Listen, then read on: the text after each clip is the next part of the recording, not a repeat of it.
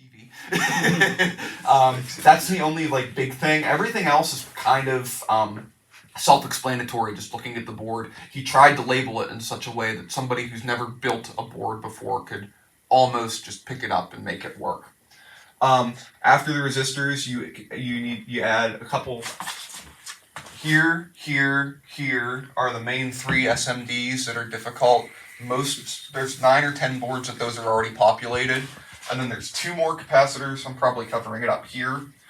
They're bigger and pretty easy to solder as an SMD component. Those are polarized capacitors, so we do have to keep note of that. But this whole section-ish here, except for that MOSFET, is for the 12-volt power input. So if you don't think you want to use a 12-volt or different voltage power input, I think it's good to up to 40 volts, this voltage rate transformer.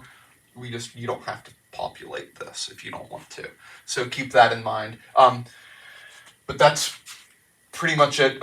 There's some things that go on the back and through, like the voltage regulator goes on the back of the board, and the GPS module goes on the back of the board, but everything else just kind of goes on this side.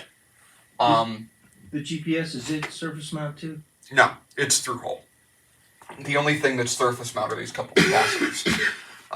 Sorry, that wasn't me. The designer has said that if it was up to him, he would have made everything surface mount, and he said he enjoys it because, especially for the new hams, it's a good excuse to play with a surface mount or two, which is a pretty good because especially these small capacitors are not polarized; they don't care.